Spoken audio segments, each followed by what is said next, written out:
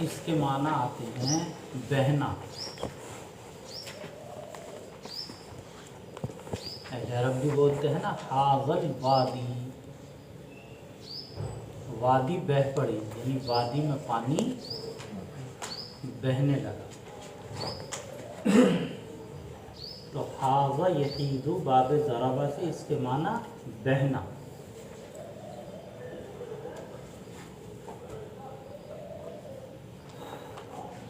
अच्छा, हैज़ को भी हैज़ इसीलिए कहते हैं कि वो भी बहता है ना।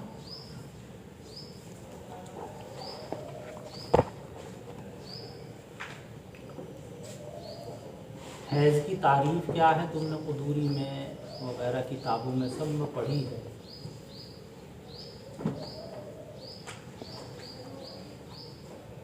कि हैज़ कहते हैं बालिगा औरत के रहम से निकलने वाले खून को, लेकिन शर्त ये है कि उस औरत को कोई बीमारी ना हो।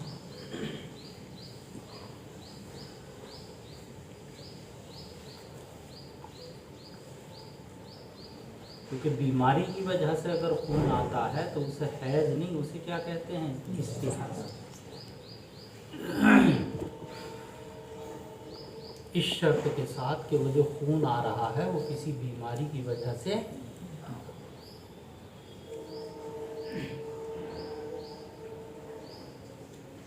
एक सेहतमंद औरत की अलामत है कि भाई उसे क्या है। अगर हैज़ नहीं आता है किसी औरत को तो ये बीमारी है उसमें।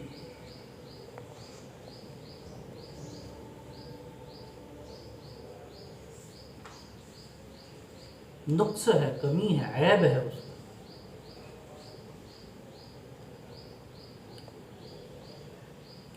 फिर तीन तरह की औरतें होती हैं। जो बिल्कुल सेहतमंद औरतें हैं उनको 6 से 7 दिन हैज़ आता है, ये नंबर 1 की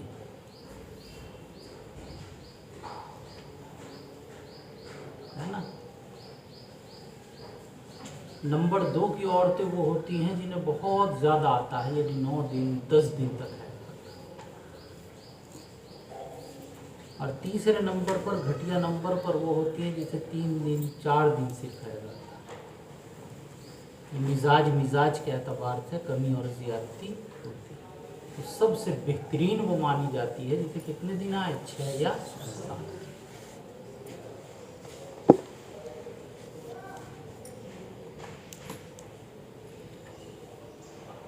हैज़ की अक़ल्ल मुद्दत अहनाफ के यहाँ 3। शवाफे के यहाँ हैज़ की अक़ल्ल मुद्दत यौमन व लैलतन, 1 दिन और 1 रात में। मालिकिया तो ये कहते हैं दफ़ातन वाहिदा, अगर एक कतरा भी आ जाए तो वो भी क्या है भाई, हैज़ की अक़ल्ल मुद्दत। अक्सर मुद्दत अहनाफ के यहाँ हैज़ की 10 दिन, शवाफे के यहाँ 15 दिन, मालिकिया के यहाँ हैज़ की ज़्यादा से ज़्यादा मुद्दत 17 दिन।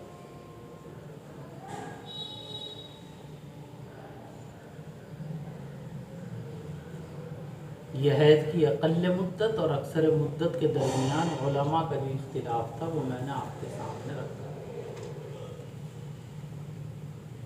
हालत हैज़ में औरत किस चीज़ को नहीं करेगी, रोज़ा भी नहीं रखेगी, नमाज भी नहीं पढ़ेगी। अलबत्ता फ़र्क इतना है कि नमाज की क़ज़ा नहीं है, रोज़े की बाद में क्या है।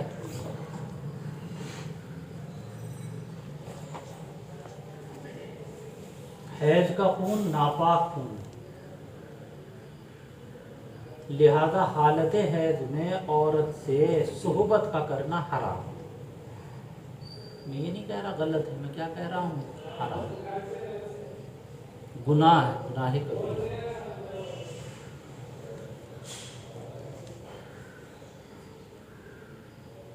अगर कोई धोखे से ये अमल कर ले तो कहा कि उसके लिए तौबा इस्तिग़फ़ार, और मुस्तहब ये है कि कुछ ना कुछ क्या करे, सदका, कुछ ना कुछ क्या करे, सदका। اگر حیض کے ابتدائی دن میں یہ عمل ہوا ہے تو 1 دینار کے بقدر صدقہ کرے، اور اگر بیچ میں یا آخر میں ہوا ہے تو آدھا دینار کے بقدر صدقہ، وہ دینار کہہ رہا ہوں، درہم۔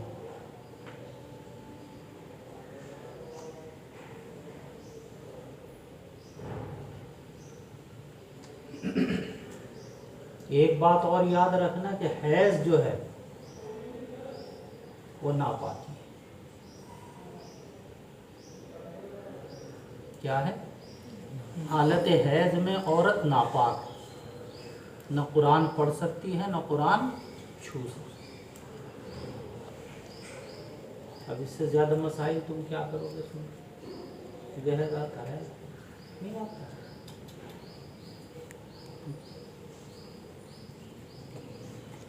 تجھے آتا ہوگا، ظفیر کو ضرور ہے نا؟ جو پڑیا کھاتے ہیں انہیں آتا ہے۔ کون کون کھاتا ہے؟ مزمل نہیں کھاتے، کھانے لوگ۔ بس فرق اتنا ہے کہ مرد کو حیض آتا ہے تو اوپر سے آتا ہے۔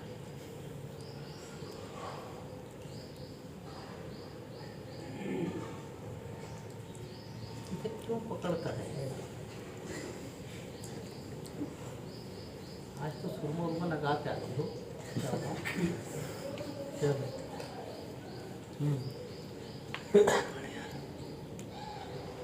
عن انس بن مالك قال ان اليهود كانوا اذا حاضت المراه فيهم لم يواكلوها ولم يجامعوهن في البيوت، فسال اصحاب النبي صلى الله عليه وسلم فانزل الله تعالى ويسالونك عن المحيض الايه، فقال رسول الله صلى الله عليه وسلم اصنعوا كل شيء الا النكاح، فبلغ ذلك اليهود فقالوا ما يريد هذا الرجل ان يدع من امرنا شيئا الا خالفنا فيه فجاء أسيد بن حزير وعباد بن بشر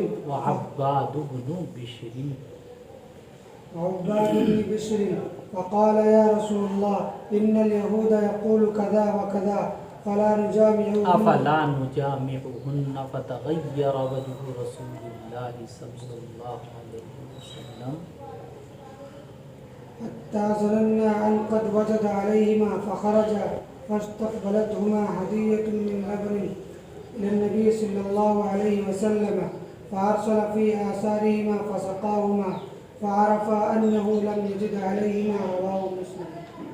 حضرت انس بن مالک رضی اللہ تعالی عنہ فرماتے ہیں کہ یہود جب ان کی عورتیں ایام سے ہوتی تھیں، اذا حاضت المرأة، جب عورتیں کیا ہوتی؟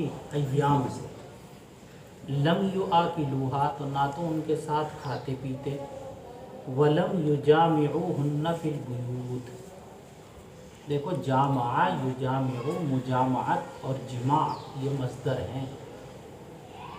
اردو میں مجامعت اور جماع سے مراد صحبت، نہیں سمجھ میں آئی بات؟ لیکن عربی میں جامع یجامع کے معنی آتے ہیں ساتھ ساتھ رہنا، تو یہ اردو والا مجامعت نہیں ہے بلکہ کہنے کا مجامعت ہے۔ تو نہ تو وہ عورتوں کے ساتھ کھاتے پیتے تھے اور نہ ان کے ساتھ گھروں میں رہتے تھے۔ یہ نوٹ رکھنا، بہت سے الفاظ ایسے ہیں کہ عربی کے اردو میں استعمال ہیں لیکن ان کے معنی اردو میں بالکل، میں پہلے بھی بتا چکا اس بحث میں، اس سے گڑبڑ پڑ جاتی ہے ہمارے بچوں کو کہ لم یجامعوہن، یعنی ان کے ساتھ میں صحبت بھی نہیں کرتے تھے، نہیں، یہاں کیا معنی ہے؟ اکٹھے رہے۔ تو یہود تو اتنا پرہیز کرتے تھے، گویا ان کا بالکل کیا کر دیا، بائیکاٹ کا پانی بند، کہ نہ ان کے ساتھ کھانا نہ پینا نہ رہنا، بالکل الگ کر دیا کرتے تھے۔ بعض کتابوں میں تو یہ لکھا ہے کہ ایام حیض میں ایک الگ کمرے میں اس عورت کو ڈال دیتے تھے، کہیں میں ایک الگ کمرے میں، اور اس کمرے میں ہی اس کا کھانا پینا پہنچا دیا کرتے تھے جب تک وہ کس سے پاک ہو۔ اس کے بالمقابل دوسری جماعت ایک اور ہے عیسائیوں کی، وہ بالکل حیض کے اندر کوئی احتیاطی نہیں کرتے، ایسی کبڈی کھیلتے رہیں گے جیسا اور دنوں میں کھیلتے رہیں گے۔ تو نبی کریم صلی اللہ علیہ وسلم کے صحابہ نے آپ صلی اللہ علیہ وسلم سے سوال کیا تو یہ آیت نازل ہوئی یسألونک عن المحیض۔ تو آقا علیہ السلام نے اس آیت کی تفسیر کرتے ہوئے فرمایا کہ اسنعوا کل شیء، کہ بھائی عورتوں کے ساتھ، اپنی بیویوں کے ساتھ سب کچھ کرو، الا النکاح، سوائے کس کے؟ وطی کے۔ نکاح سے مراد وطی۔ کیا مراد ہے بھائی نکاح سے یہاں؟ وطی، یعنی ان کے ساتھ کھا بھی سکتے ہیں، بیٹھ بھی سکتے ہیں، پی بھی سکتے ہیں، ان کا بچا ہوا بھی کھا سکتے ہیں، نہیں سمجھ میں آئی بات؟ سب کچھ کر سکتے ہیں لیکن کیا نہیں کر سکتے؟ بس وطی، وطی حرام۔ سمجھ میں آ گیا مسئلہ؟ تو آگے دیکھو فَبَلَغَ ذَلِكَ أَنَّ الْيَهُودَ، یہ خبر یہودیوں تک پہنچی کہ آپ نے یہ کہہ دیا ہے کہ سب کچھ کرو۔ اچھا وہ بالکل الگ کر دیتے تھے یہود، تو یہود کہنے لگے ما یرید هذا الرجل ان يدع من امرنا شيئا الا خالفنا فيه، کہ میاں یہ صاحب تو، یعنی نبی پاک علیہ السلام کی طرف اشارہ کر کے فرمایا ہر چیز میں ہماری مخالفت ہی کرتے ہیں، ہر چیز میں ہماری کیا کرتے ہیں؟ ہم عورتوں کا بائیکاٹ کرتے، انہوں نے کہا کہ نہ عورتوں کے ساتھ رہنے لگو۔ تو اب یہ دو صحابی ہیں، حضرت اسید ابن حضیر اور عباد ابن بشر، مشہور صحابی ہیں دونوں، مدینہ کے رہنے والے۔ یہ دونوں آئے اور آ کر انہوں نے یہ کہا یا رسول اللہ ان الیہود یقول کذا و کذا، کہ یہود ایسے ایسے کہہ رہے ہیں، یہ مسلمان تو ہر چیز میں اور یہ نبی تو ہر چیز میں ہماری مخالفت ہی کرتے ہیں، افلا نجامعہن، افلا نجامعہن، وہی جامع یجامع جو اوپر آیا، کیا معنی تھے اس کے؟ کیا ہم بھی ان عورتوں کے ساتھ ساتھ نہ رہیں، رہنا چھوڑ دیں؟ نہیں آیا سمجھ میں ترجمہ؟ تاکہ یہود کی کیا ہو جائے؟ بالکل موافقت۔ بعد نے اس کا مطلب لیا کہ اس کا مطلب ہے وطی، کیا ہم یہ اپنی بیویوں کے ساتھ حالت حیض میں وطی ہی نہ کرنے لگیں تاکہ یہود کی پوری کیا ہو جائے؟ مخالفت۔ تو دونوں مطلب ہے، موافقت کا بھی اور مخالفت۔ تو یہ سن کر آقا علیہ الصلاۃ والتسلیم کے چہرے کا رنگ بدل گیا، کیوں؟ یہ تو حکم الہی کے بالکل خلاف تھا۔ حتیٰ یہاں تک کہ صحابہ کہتے ہیں ہم نے یہ سمجھا کہ آپ ان دونوں کے اوپر غصہ ہوئے، وجد علی شیء کے معنی آتے ہیں غصہ ہونے، تو وہ دونوں چلے گئے، کیوں؟ کہیں اور زیادہ غصہ نہ ہو جائے، آپ سامنے سے ہٹ گئے۔ فاستقبلتهما ہدیۃ من لبن، تو ان کے جانے کے پیچھے آیا دودھ کا ہدیہ نبی پاک علیہ الصلاۃ والتسلیم کی خدمت میں، کوئی دودھ لے کر آئے تو آپ نے ان دونوں کے پیچھے آدمی بھیجا، ارسل فی آثارہما، اثر ان کی جمع ہے، پیچھے پیچھے ایک آدمی بھیجا، اور جب وہ آ گئے لوٹ کے، کون؟ اسید بھی اور بشر بھی، تو عباد بھی، تو آپ نے انہیں دونوں کو دودھ پلایا۔ اب انہیں یقین ہوا، عرفا، کیا یقین ہوا؟ کہ ان قد کہاں گیا؟ وَأَنَّهُ لم یجد علیہما، کہ آپ کو ان کے اوپر کیا نہیں آیا تھا؟ غصہ نہیں آیا۔ تو پتہ چلا بھائی کہ حالت حیض میں عورتوں کے ساتھ جمع کرنا کیا ہے؟ حرام ہے، حرام۔ جی۔ وعن عائشة قالت كنت أغتسل أنا والنبي صلى الله عليه وسلم من إناء واحد وكلانا جنب، وكان يأمرني فأغتسل فيباشرني وأنا حائض، وكان يخرج رأسه إلي وهو معتكف وأغسل وأنا حائض، متفق عليه۔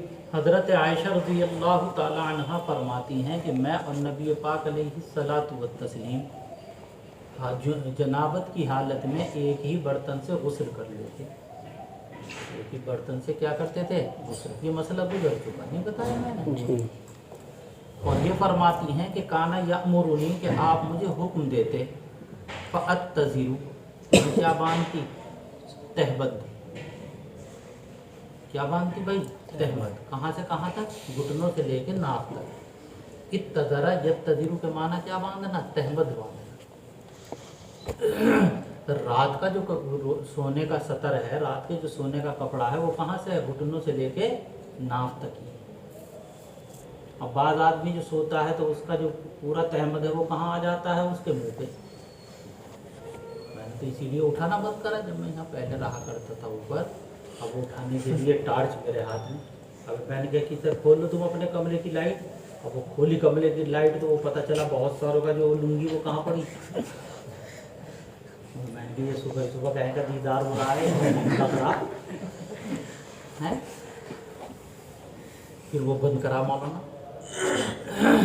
तो ये बाद में आदत होती है, तो उनको भी चाहिए ऐसे बच्चों को कि जिन्हें आदत है ना, तो यहाँ अपने गिरह लगा लें। कहाँ? तहमद में क्या लगा ले? गिरह। अगर ऊपर को भी जाएगा तो यहाँ आकर आकर अटक जाएगा। अरे कुछ समझे या नहीं समझे? ये है मसला। खास तौर से घरों में रहने में तो बहुत मामला, वैसे सब घर के ऊपर सब घर में ही रह रहे हैं। तो जिन आदत होती है होती है। हमारा तो एक साथी था मौलाना, उसकी तो बिल्कुल अजीब व गरीब आदत थी। उसकी आदत तो ये थी कि वो जहाँ लेटा ना तो सोते सोते वहाँ पहुँच जाता, लुंगी पहुँच।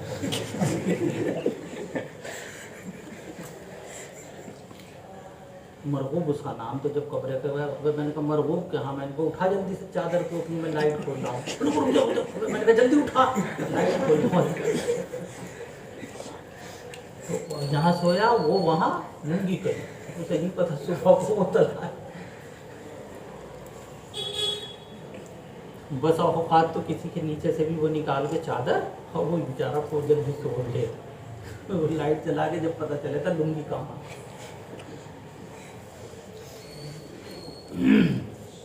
तो ये होती है बात में।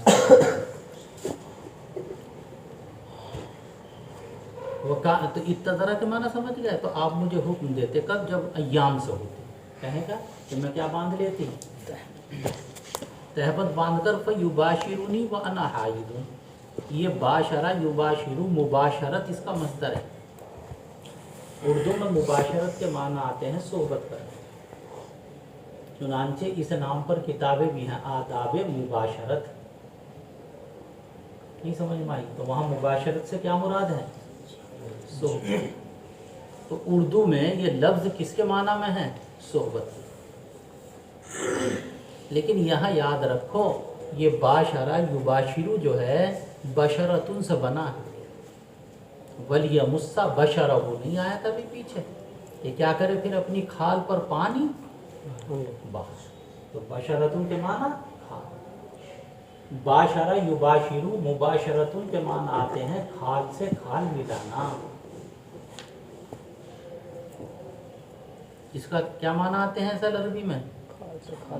खाल से खाल मिलाना। खाल से खाल मिलाना यानी जिस्म से जिस्म मिलाना। जिसे हमारे यहाँ कहते हैं क्या होना भाई? बगल गिर होना। क्या कहते हैं? बगल गिर होना। मिसाल के तौर पर इत्तिफाक की बात यह कि तुमने भी कोई कपड़ा नहीं पहन रखा तहमद, और इसने भी तहमदी, और दोनों आपस में क्या करो? इस तरीके से गले से गले मिल लो, तो इसे क्या कहेंगे? मुबाशरत अरबी। तो ये बात नोट करो तुम यहाँ कि ये जो युबाशिरुनी है ये अरबी वाला है, उर्दू वाला नहीं।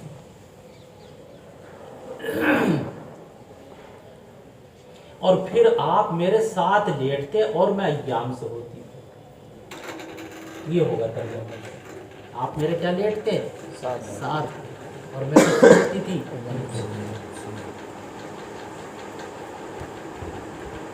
अरे कुछ समझ में आई बात?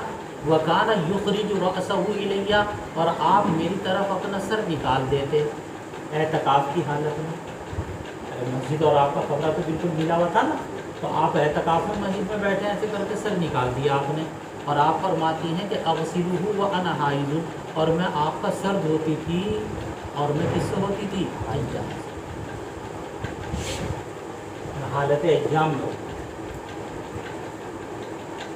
کیا پتہ چلا اس سے؟ اس حدیث پاک کے پہلے ٹکڑے سے یہ پتہ چلا یباشرنی سے کہ حالت حیض میں عورت کو گلے لگانا، عورت سے بوس و کنار کرنا یہ جائز ہے۔ کیا اب دو مسئلے ہیں، ایک ہے ما تحت الازار اور ایک لفظ ہے ما فوق الازار۔ ما تحت الازار کسے کہتے ہیں؟ گھٹنے سے لے کے ناف تک کی جگہ کو کیا کہتے ہیں؟ ما تحت الازار، کیونکہ یہ ازار کے نیچے کی جگہ، رات کو آدمی اسی کو ڈھک کے سوتا ہے۔ اور ایک ما فوق الازار یعنی گھٹنے سے نیچے اور ناف سے اوپر پورا جسم کیا ہے؟ ما فوق الازار۔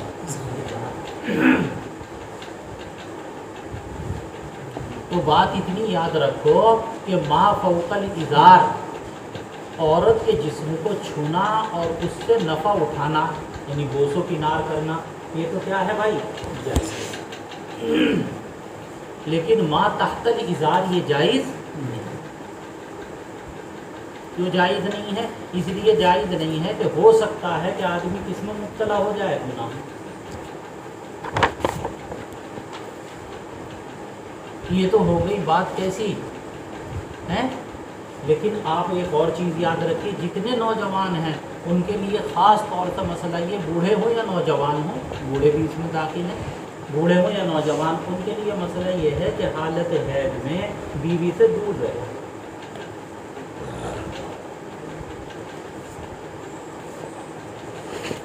مثلاً یا تو الگ چارپائی پہ سنا ہے، اور اگر ساتھ ساتھ سو رہے ہیں تو بیچ میں آڑ کریں، تکیہ رکھ لیں، کوئی اور چیز رکھ لیں، لیکن کیا رہے تھوڑا سا خاص، تاکہ گناہ سے بچ سکے۔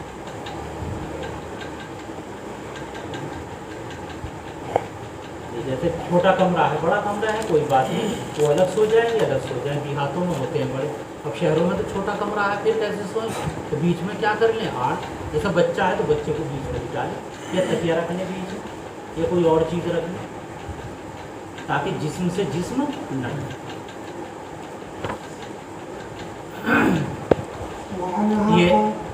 یہ تو پہلی چیز سے معلوم ہوا، اور دوسری چیز سے یہ معلوم ہوا کہ حائضہ عورت کا جو ہاتھ پیر وغیرہ ہے وہ ناپاک نہیں، بشرطے کہ اس میں ناپاکی لگی ہوئی۔ دیکھ لو آپ کا سر دھوتی تھی، وعنها قالت كنت أشرب وأنا حائض ثم أنادي النبي صلى الله عليه وسلم فيضع فاه على موضع فيه ويشرب وأطلق العرق وأنا حائض ثم أنادي النبي صلى الله عليه وسلم فيضع فاه على موضع فيه حضرت عائشہ رضی اللہ تعالی عنہ فرماتی ہیں کہ میں ایام کی حالت میں پانی پیتی اور پھر وہی برتن حضور پاک صلی اللہ علیہ وسلم کو دے دیتی ہوں نابیلہ، تو آپ اسی جگہ منہ رکھ کر پانی پیتے جہاں سے میں نے پانی پیا، اسی جگہ منہ رکھ کر کیا پیتے بھائی؟ یہاں سے میں نے۔ وَأَتَعَرَّقُ الْعَرْقَ، عرق کے معنی ہڈی، ہڈی اس پر تھوڑا سا گوشت لگا ہوا ہو اور میں ہڈی سے گوشت نوچ کر کھاتی،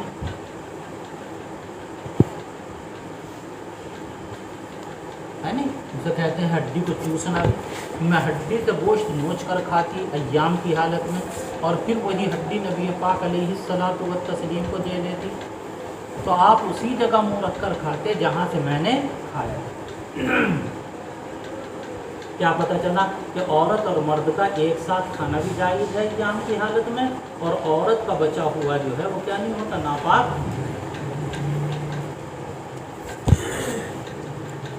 اب آدمی جو ہے پیر صاحب کا بچا ہوا تو پی لے، لیکن عورت کا بچا ہوا سنت سمجھ کے کبھی نہیں پیتا، یہ بھی تو سنت ہے۔ جب مسواک سنت ہے، مسواک ایک جگہ جماعت والوں نے میری کہا کہ تمہاری بات چیت ہوگی، میں نے وہاں یہ حدیث سنی، میں نے کہا ایک سنت یہ بھی، یہ گھر کی سنت، مسجد کی سنت ہے، سب کو یاد ہے، دسترخوان کی یاد ہے، میں نے کہا دسترخوان کے آداب میں مسجد کے اندر یہ آداب ہے، گھر میں جا کے یہ آداب ہے، یاد رکھنا ہے۔ جی عنها قالت كان النبي صلى الله عليه وسلم يتكئ في حجري وأنا حائض حجری حجری في حجري وأنا حائض ثم يقرأ القرآن متفق عليه. حضرت نبی پاک صلی اللہ علیہ وسلم میری گود میں سب رکھتے، میں گیان سے ہوتی تھی اور پھر قرآن پاک کی تلاوت کرتی. وعنها قال النبي صلى الله عليه وسلم ناولني خمرة من المسجد فقلت إني حائض فقال إن حيضتك ليست في يدك یدی کی انہا حضرت عائشہ فرماتی ہیں کہ نبی پاک صلی اللہ علیہ وسلم نے مجھ سے فرمایا کہ چٹائی اٹھا کر مجھے دے دے مسجد سے. مسجد میں چٹائی رکھی تھی، کیا اٹھا کر دے دو؟ تو کہتی ہے میں نے کہا یا رسول اللہ میں ایام سے ہوں. آپ نے فرمایا کہ تیرے ہاتھ میں، یعنی ہاتھ بڑھا کے کیا کر لے. پتہ چلا کہ حائضہ کے لیے مسجد میں داخل ہونا تو ناجائز ہے، لیکن کوئی چیز اگر ہاتھ بڑھا کر اٹھا لے تو یہ کیا ہے بھائی؟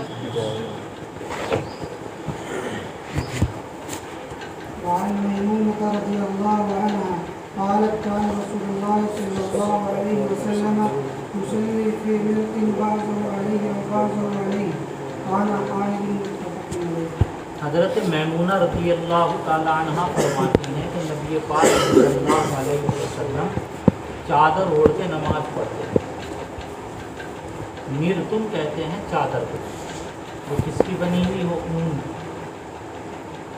جیسا ہمارے یہاں کمبل ہوتا ہے نا، ایسی چادر اوڑھ کر آپ نماز پڑھتے، کمبل اون کی چادر، جس کا کچھ حصہ آپ کے اوپر ہوتا اور کچھ حصہ میرے اوپر، اور میں ایام سے ہوتی. پتہ چلا کہ ایام سے جو عورت ہے اس کی جسم سے لگنے والا کپڑا وہ ناپاک، اور جب کپڑا ناپاک نہیں ہے تو اس کا جو پسینہ ہے وہ بھی کیا نہیں ہے بھائی،